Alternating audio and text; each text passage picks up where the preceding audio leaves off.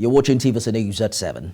We'll begin this hour in Abuja, where the worsening state of insecurity in the country has again gotten the attention of the legislative arm of government. But to ensure that the situation doesn't escalate beyond the present level, the House of Representatives is asking President Buhari to do everything possible to put an end to the spike in insecurity.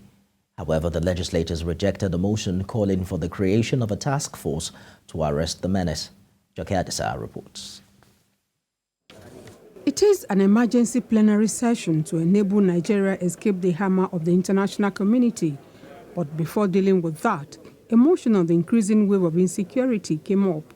Abdullah Salame from Sokoto State rises on a matter of urgent national importance. He laments the spate of wanton killings and abduction of citizens and wants communication between and among the terrorists cut off. The ultimate aim of this motion is within 2 weeks, the insurgents, the criminals in the bush will become stranded.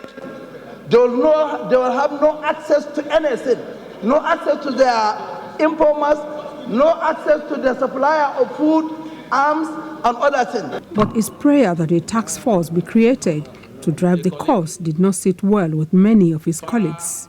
This country has a well-established institutions saddled with the responsibility to do all the duties to secure this country.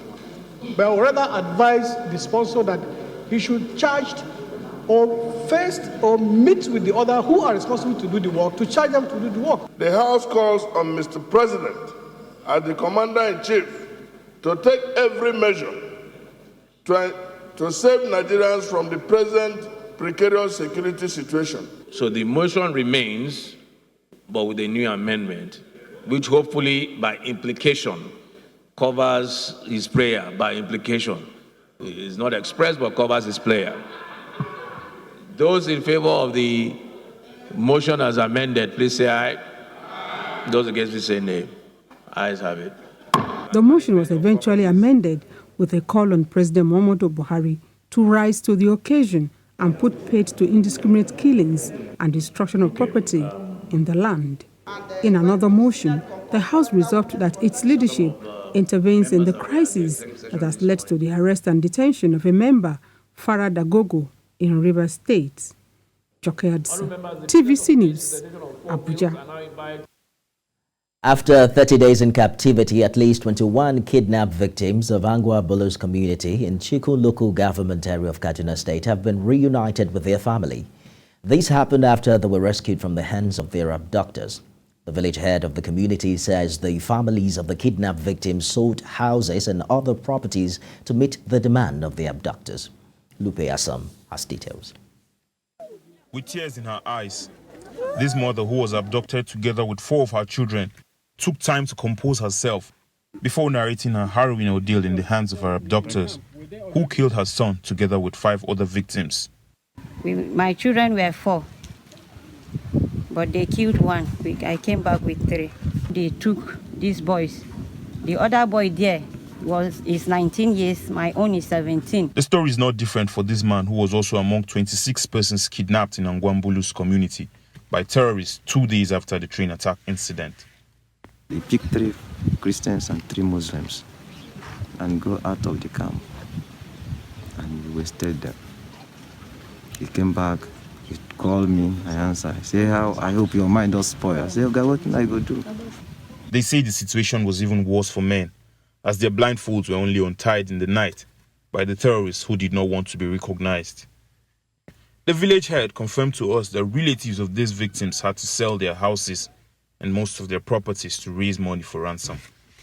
What I know was that there's a family that paid 5 million and other 4 million, but all in all, what I know, it was almost that 20 million. We paid about almost 5 million. I did not have 1 naira. All those things is borrowing. This is coming few days after a move by federal lawmakers to criminalize the payment of ransom to terrorists. And this move by the lawmakers doesn't sit well with these people who still have their loved ones in bandits' custody. It is good to make that law, but they should go further by providing what is the option they are working on. That when somebody is kidnapped, what are they going to do to rescue the person? They're also saddened at the growing number of displaced communities. And shockingly, they revealed that a man who was about 102 years old was not spared by terrorists who attacked his village in Kauru local council. Pa Garba Aku in Kitakum, he was shot and he tried to run. The heartless herdsmen hacked him down with their machetes. The governor had on Saturday prayed for an end to the unprecedented wave of attack by terrorists in the state and across the country. He also intensified calls for the establishment of a military theater command in the state to beef up security. Lupe Asson, TVC News. Here in Lagos, counsel to the family of the late Babashirowala, who was raped and murdered in a BRT, has written to the Lagos Attorney General applying for a fiat to prosecute the murder trial against the sole defendant, Andrew Nice. In March, the state government arraigned Andrew Nice on a 4-count charge before Justice Sherifat Sulibo of the High Court, Tafawa Balewa Square Annex, Lagos Island. He pleaded not guilty to the offences. Hearing is scheduled to formally begin next Monday, but the family's counsel, Adesina Ogulano, in a letter to the Lagos Attorney General dated 4th May and sent by TVC News, stated that the Ayonwola family, quote, has formally expressed their wish to have a more independent body conduct the prosecution, end quote, adding that in their view, the Lagos State Government agency and officials are involved in the matter and may not be reasonably expected to act as the prosecutor against themselves. Mr. Ogulano, a former chairman of the Nigerian Bar Association Ikeja branch, adds that the family is concerned that the state government also included in the charges against Andrew Nice another rape incident separate from Babashir's, a situation they believe may complicate their case. However, in Oyo State, the government seems not to be happy over the rise in gender-based violence, growing cases of sexual assault and harassment in higher institutions of learning. And to quickly put an end to that, the government has signed a memorandum of understanding with Gender Mobile Initiative in Akure. Ayodeji Muradio has more. Sexual harassment has eaten deep into Nigeria's university community. In a survey conducted by the World Bank Women Group, 70% of female graduates from Nigerian universities have been sexually harassed, and these numbers keep rising every year. The Oyo State government is determined to address these issues through a partnership with various organizations. Here, the state government, through the Office of the State Governor on Gender, entered into a partnership with the group Gender Mobile Initiative. What this also means is that whatever is going into the Executive Director of Gender Mobile Initiative, Omoumi Ogorotimi, said campus safety policy has been adopted in universities across the country. Ogorotimi said the partnership will allow the state government to adopt its model to address sexual violence. Sexual harassment is, on the rise, and it's really important that we rise to the occasion to address these issues. In the last 4 years, Gender Mobile has worked with institutions of higher learning essentially to address sexual harassment, adopting a tripartite approach of policy design, community-led bystander intervention, and also creative integration of technology. Earlier, the special advisor to the state governor on gender, Olamide Falana, said the project was born out of the need to have active collaboration with civil society organizations. Because we want the very best for our state, and I'm excited that this day has actually come for us to commence activities in furtherance of our state response towards ending gender-based violence in Oyo State. Other stakeholders stress the need for government to partner non-governmental organizations to eradicate gender-based violence. The institution is just a microcosm of what is happening all over. And, the films we watch, and unfortunately, even what we see on the social media. So it goes beyond targeting the institution. It's also important for us to ensure that mosques, churches... We should create more awareness, telling people, telling the women, telling the men what they are supposed to do and what they are not supposed to do. It's not that they don't know it. Because believe that partnership like this will go a long way in tackling sexual harassment in tertiary institutions across Oyo State. Ayodeji Muradio, TVC News. Meanwhile, the family and friends of late Ochaya Ogbanje have appealed to the Benue State Government to challenge the court verdict freeing the main suspect involved in a rape and death. On April 28, Makurdi High Court in Benue State discharged and acquitted Andrew Obuja of all 4 charges. But our family and friends are now urging Governor Samuel Otom to help obtain the Makurdi High Court decision by directing the State Director of Public Prosecution to quickly file a notice of appeal and transmit the record of proceedings to the Court of Appeal for adjudication. Celestina Area reports. It is now over 4 years since the death of Ochaya Ogbanje, and justice can be said to have been partially served on the accused. Ochaya was said to have been sexually molested by her uncle, Andrew Obuja, and his son, Victor Obuja. Mr. Obuja was arrested and remanded by the Makurdi Magistrate Court, while Mrs. Obuja was apprehended by NAPTIP on charges of negligence and conspiracy. The son, on the other hand, still remains at large. Mr. Obuja, a senior lecturer at Benue State Polytechnic, was arraigned at Benue State High Court in Makurdi on 4 charges of rape and murder. The contention here is the judgment delivered by the Federal High Court in Makurdi and the State High Court in Makurdi. The Federal High Court in Makurdi convicted Mrs. Obuja for negligence of duty and also trying to frustrate the investigation of NAPTIP. She was sentenced to 5 months imprisonment. But the State High Court in Makurdi discharged and acquitted Mr. Obuja on the ground that the prosecution failed to prove its case beyond reasonable doubt. Everyone connected in the commission, in perpetrating this crime, is held to account. If we don't do that, last Thursday will continue to haunt us as a nation. It will continue to stand as a dark day in the campaign against sexual and gender-based violence in Nigeria. We must not allow that to happen. We want to say that some of the gaps in the state prosecution's work, which are not enough for the judge to take advantage in order to throw a case out, because global best practices is that once victims or survivors have had the courage to speak about their abuse, you do everything possible so long as you have corroborative evidence to ensure that justice is delivered in favor of the victim. But at least we trust that the judiciary will be able to deliver justice. And so we are back to ask that the judiciary please continue to help us. Ochaya died few weeks after battling vesical vaginal fistula and other health challenges on 17th of October 2018. Until her death, she was a JSS2 student at the Federal Government College, Boko in Benue State.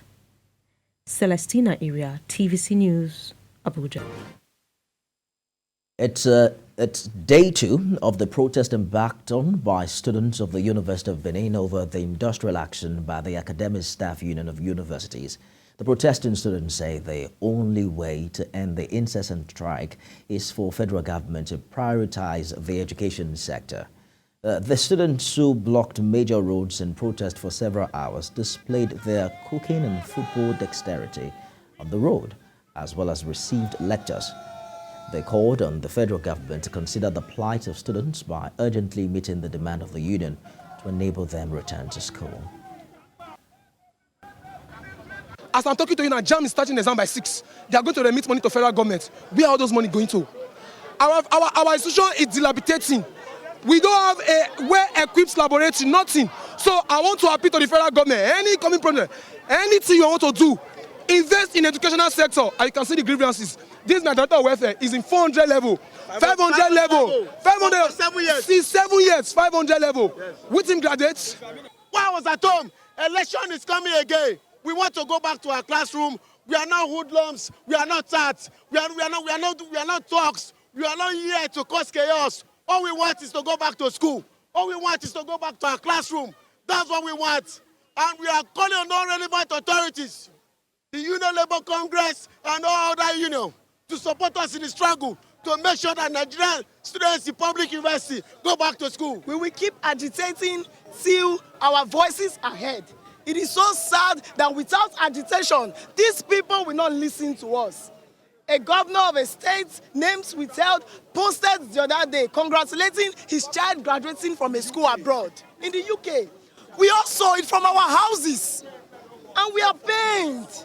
And the schools that these people attend abroad are public universities. But our public universities here are trash. So we are only crying as usual for our voices to be heard. And if you testify yesterday, the number was not up to this. Tomorrow, it will be worse. So let them answer us. And For more on this development, let's talk to the chairman, Joint Action Committee of SANU and NASU, Broderick Sosewa, who joins us live from Benin.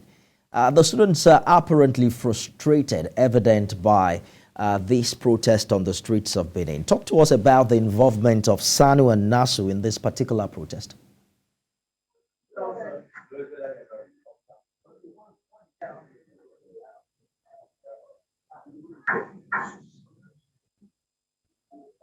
Mr. Osewa, I'm asking if SANU and NASU are playing any particular role in the ongoing protest by students in Benin City. No. We are not playing any particular role. They are on their own. They have rights to agitate or bring to light to the public what they are passing through. You know, they all have a stake in this country. But as a union, we are on strike now. And I think that's the premise on which the students decided to also air their views so that the public and the federal government should attend to the issues of the university system. So we don't really have, absolutely. We don't have any. Yes. SANU also joined the strike a few weeks, or rather months ago. What's the way forward? Yes.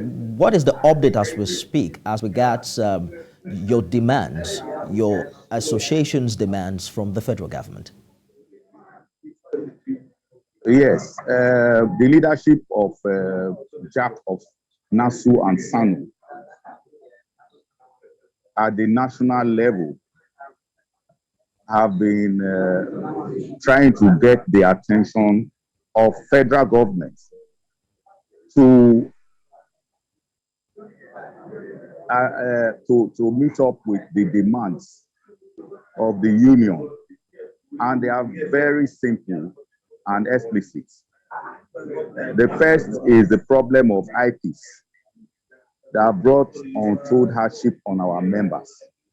There are some that cannot even quantify how much they receive every month. Some are still being owed. Some senior ranking officers in the university were paid the salaries of junior officers and all that. So the IPs modeled up our payment system, and that's one of the grievances.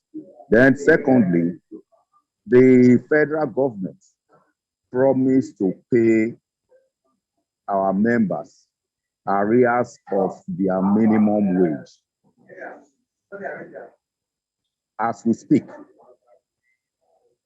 that they have not attended to that. And we have also the issue of implementation of our hazard allowances and the payment of the arrears being owed since 2012 till date. That's part of our agitation. That's part of our demands. Then the funding of state universities. Most of our state universities are not funded. And the issue of renegotiation of our 2009 agreement. The clause in the agreement was that every three years, the negotiation will be, the agreement will be renegotiated. As we speak, since 2009, it is even now they are making efforts to get the renegotiation team to meet with us. I understand, Mr. Oshewa, And that there's a appealing. long list of Yes. demands from several unions from the federal government. But how long more do you see this particular strike last? And how effective do you think it's going to be? Because at best, from what we've seen in time past, the government comes up with a memorandum of understanding or what you call a memorandum of action, and it's been a cycle. Government promises unions, and then government fails to fulfill its promises, and then we return to shutting down the schools. Many have questioned if that particular strategy has worked, given how long this problem has persisted. Well, everything boils down to the federal government. They've not. We lost connection with Broderick Oshewa, who is the chairman, Joint Action Committee of SANU and NASA. Away from that, let's turn to Oyo State, where the natives of Ayama community are seeking help over the loss of land and buildings to coastal erosion. They're also demanding immediate action by government at all levels towards the completion of the abandoned shoreline protection contract in the community. We have details in this report. Ayama Kingdom is said to be as old as the 17th century and remains one of the 3 clan headquarters in the Abia Council area. The once boisterous town is now a shadow of itself, as over 500 historical structures and more than a kilometer expanse of land have been washed away by erosion. Structures such as a church building, a police post, a landing jetty are no longer usable by the community. Hoisting placards to drive home their grievances, the natives are protesting against the lack of commitment on the part of the government. This site that you are seeing is a new site. The old original Ayama has been eroded away long ago. Land here is now very expensive and costly as a result of lack of land, because it has eroded all the land. The properties that have been eroded away, government has not come back to rebuild this property. Coastal erosion is a problem, yet it has been abandoned. Good luck awarded the contract to Dredging International. We were told that they had money. They didn't come. The day that this erosion caught our house, if not God is looking after me and my children, maybe some of my children will fall down and lost in the river. A few meters away from Ayama is the Ayakoro community, where a shoreline protection contract awarded by the Niger Delta Development Commission appears abandoned in 2011.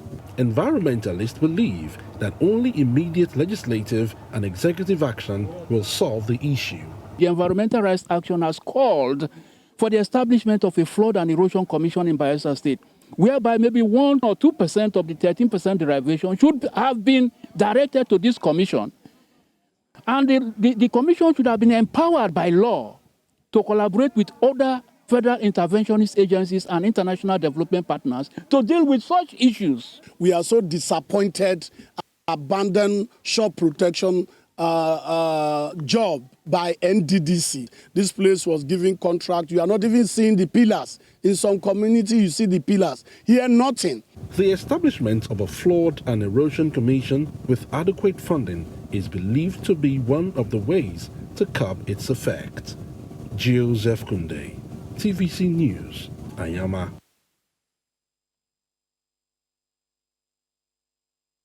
A bit of politics now. The Independent National Electoral Commission is insisting that the deadlines for the conduct of political parties' primaries ahead of the 2023 elections will not be extended beyond 1 month.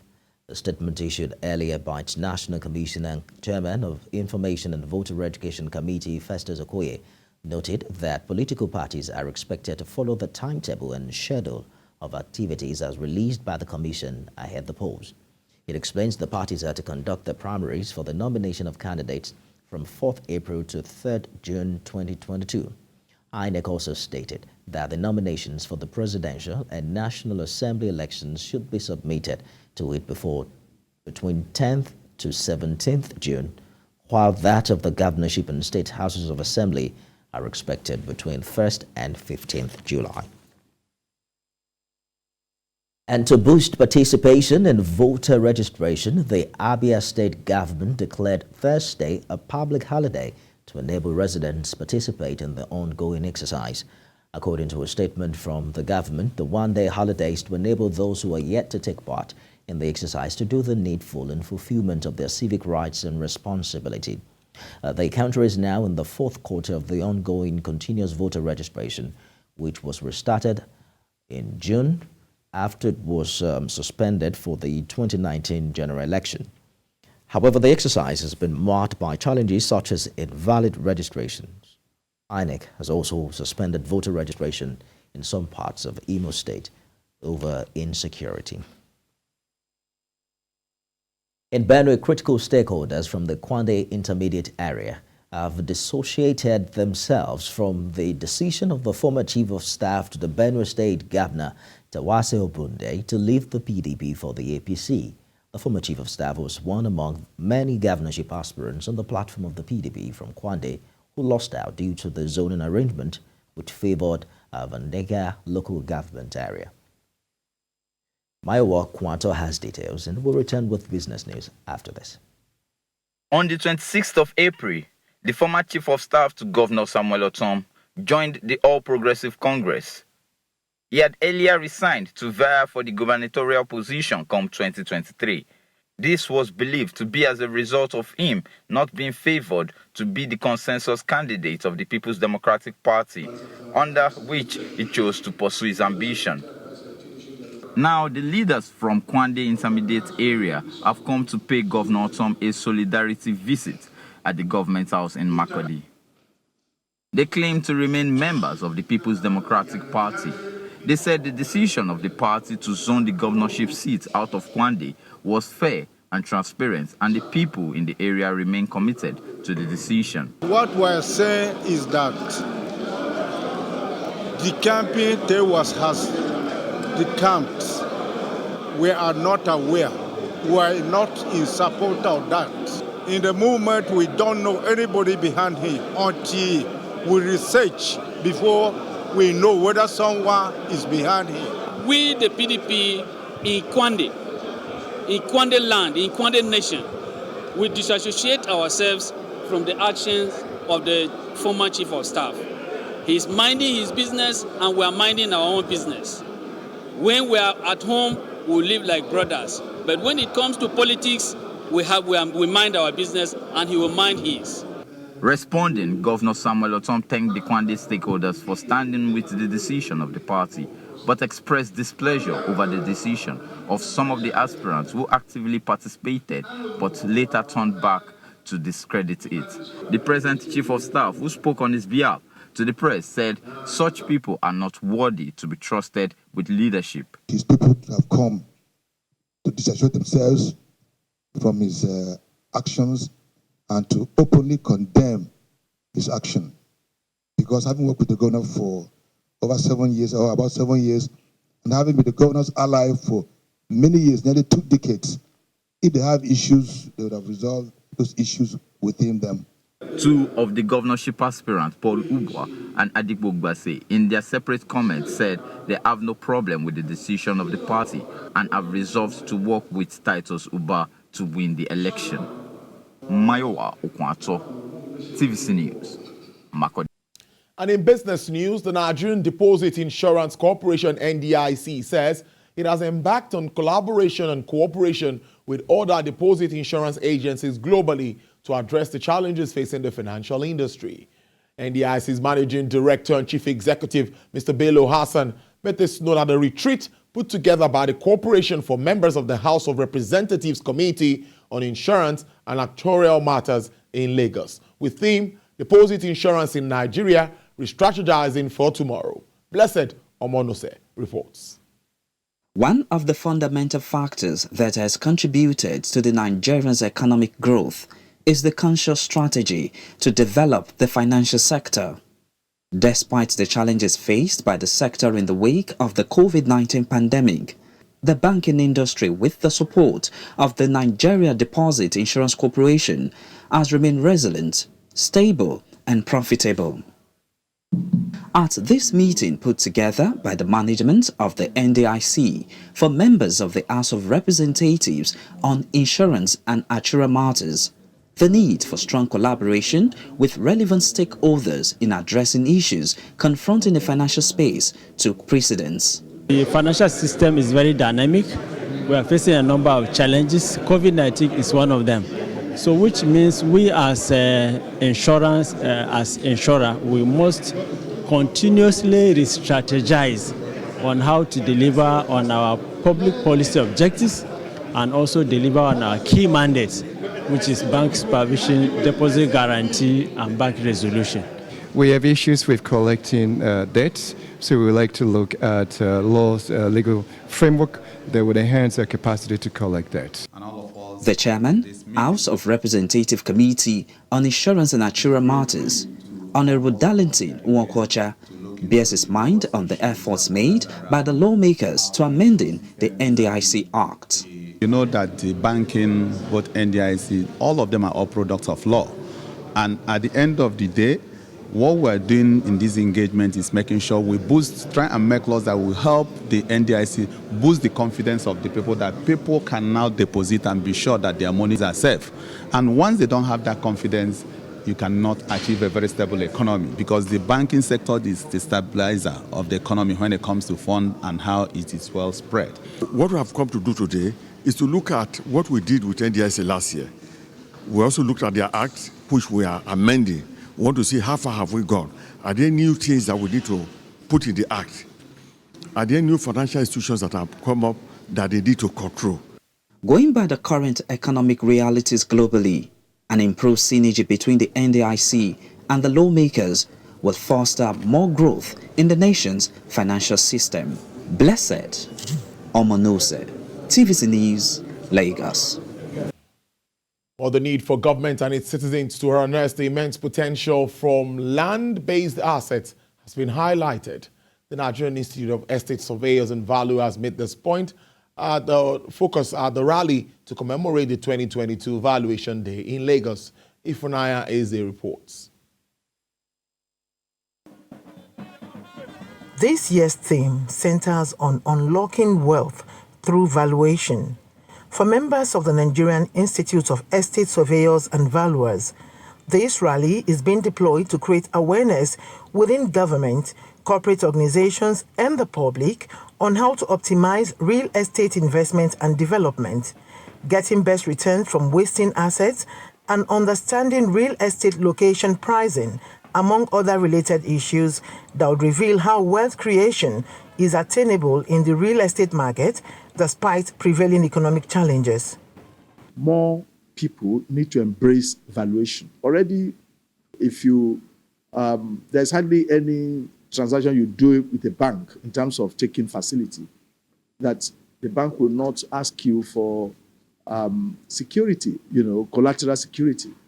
And 90% of collateral security that are required are actually real estate. So one of the biggest assets you own is a business or an individual, either your house or your business premises. Effectively, you know how much you paid for it. Do you know how much it is worth over time? Do you know what has happened to it over the period? What a valuer does is bring this perspective into your view each time, letting you know what risk you're facing, what risk this asset is facing, and what risk it is coming upon. Giving more insight, they explain that valuations are widely used and relied upon in financial and other markets, whether for inclusion in financial statements, for regulatory compliance, or to support secured lending and transactional activity. Valuation at different times remains important, so that you've documented the value at a point in time and each time. So effectively, if you do it this year, by the time you're doing it next year, you will know effectively what has happened to these assets and what decisions you need to make. Underscoring the importance for more collaboration between the public sector and professional estate surveyors and valuers, they know that it will go a long way in raising funds for government, enhance wealth creation among the citizenry, and also ensure optimal management of real estate assets in Nigeria. Ifunanya Eze, TVC News, Lagos. The federal government in its latest move says it will put an end to multiple taxation as the Lekki Deep Sea ports become operational. According to the Minister of Information and Culture, Mr. Lai Mohammed, the government is looking at creating more jobs through the Lekki Deep Sea ports and creating a more conducive business environment. The minister also notes that ports would enable Nigerians to regain the maritime businesses that were lost to some West African ports and aid the country in taking advantage of the African Continental Free Trade Agreement. The investment comprises $1.53 billion on fixed assets, $800 million on construction, but the aggregate impact has been put at $361 billion in 45 years, which would be over 200 times the cost of building it. In addition, it will create 169,972 jobs and bring revenue totaling $201 billion to states and federal government through taxes, royalties, and duties. The direct and induced business revenue impact is estimated at $158 billion in addition to a qualitative impact on manufacturing, trade, and commercial services sector. Trading companies and investors at the stock market are enjoying rising prices on their investments as booming trades supply incentives. Effiong Ekop reports on markets. The nation's stock market has maintained a bullish pattern of trades where rising prices on securities have caused great market expansion. First quarter trade results of many quoted companies have given hopes and incentives to investors. Top equities of the day were the banks, manufacturing firms, and energy companies. Business favored Guinness as it gained maximum 10% on price. Nigerian breweries, Fitson Pharmaceuticals, and corn oil also stayed strong on the trading tables. The positive trades drove market index upward by 0.37%, indicating price recovery at the exchange. Companies that dropped prices include Multiverse, FCN Cocoa, Mutual Benefit Assurance, and Oando. Nearly 500 million units of shares were traded with value in excess of 8 billion naira. Going outside Nigeria, many African markets closed deals in mixed territories. Stock trading was negative in Kenya as the Nairobi Securities Exchange was down by 0.58% after many investors embarked on stock sales. The JSE in South Africa recorded huge trades on investment following investors' interest in bonds and real estate securities. The market in Botswana traded in the flat territory as many fund managers reduced weight on equities risk. Finally, the market in Accra, Ghana, closed with mild price in trade sectors. Effiong Ekop TVC News, Lagos. Well, Asian shares tracked Wall Street gains today after the United States Central Bank raised interest rates by 50 basis points, but sounded a less hawkish tone than some had feared, lifting investors' sentiments and sending the dollar lower. Crude prices, meanwhile, shot up as a European Union spelled out some of the details of its plan to ban the use of Russian oil. Heightened concerns about supply as MSCI's broadest index of Asian Pacific shares outside Japan rose 0.83%, although trading was thin in Japan with Japanese and Korean markets closed for public holidays. Asian gains followed a U.S. rally overnight, in which Dow Jones Industrial Average rose 2.81%. S&P 500 gained 2.99%. Nasdaq advanced 3.19%. Features for the S&P 500 and Nasdaq 100 features index slipped 0.17% and 0.28% respectively. In Asian afternoon trade, Hong Kong benchmark Hang Seng rose 0.33% today, with the tech sector index adding 0.77%.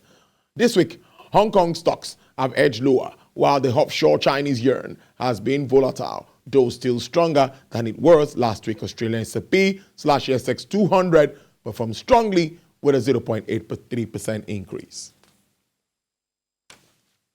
And oil prices on international market extended gains today on supply concerns as the European Union, a proposal laid out plans for new sanctions against Russia, including an embargo on crude in 6 months, offsetting concerns over weaker Chinese demand.